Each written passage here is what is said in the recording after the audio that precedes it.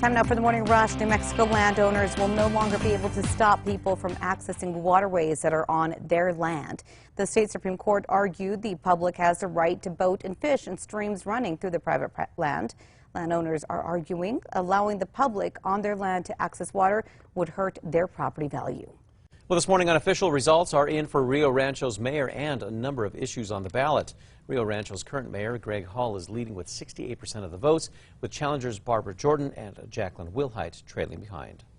Roswell's mayoral race is in a dead heat this morning, with all precincts reporting. Timothy Jennings has just a 57-vote lead over incumbent mayoral candidate Dennis Kentai. Jennings represented the area at the Roundhouse from 1979 through 2012.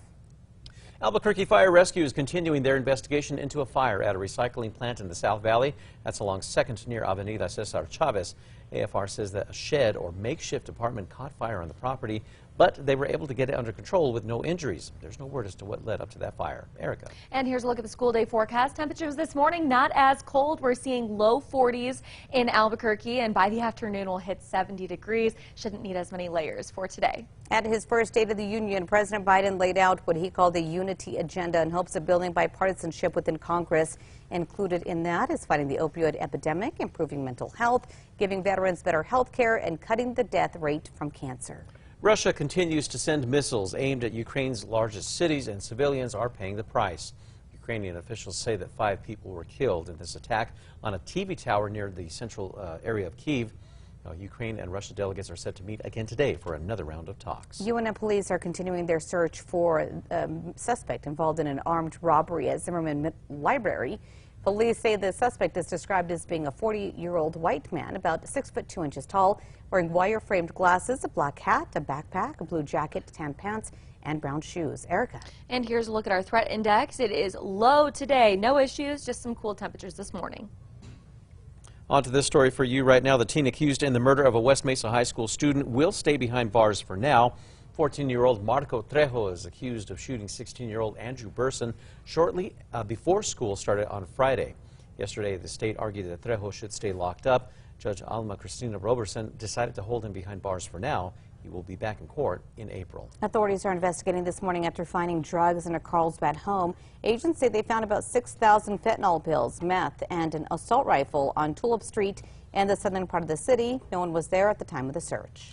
An Albuquerque woman accused of road rage over a COVID bumper sticker is waking up behind bars this morning. APD says 33-year-old Christina Blair became enraged after seeing the pro-vaccine bumper sticker on a car in front of her on Sunday. Police say that she followed the driver to a Walgreens and then pulled a gun on him. The DA's office has now asked that she remain locked up until trial. Santa Fe Public Schools is looking to use standards-based grading system instead of the letter grade system. Standards-based grades rank each skill the student is expected to master on a 1 to 4 scale. 13 schools in the district will start to implement the new system this fall. Erica. All right, let's get a look at the morning drive. Here's a check on the maps. They're looking clear, all green. And Tracker is heading east on I-40 near 6th Street. Everything's moving right along. A 4-year-old in Kansas is now going viral after his bad case of the Mondays were caught on camera. Landry King clearly doesn't want to deal with the preschool Monday blues. His parents say that the real heroes are the bus staff for being so patient with little Landry. Oh, Landry, we feel your pain. We do, buddy. And he goes down.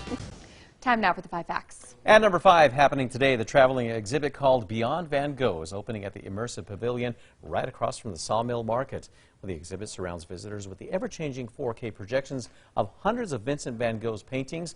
The creators say that they hope to see the people experience the art in a fresh way, as well as introduce Van Gogh to those who might not otherwise be exposed to his work.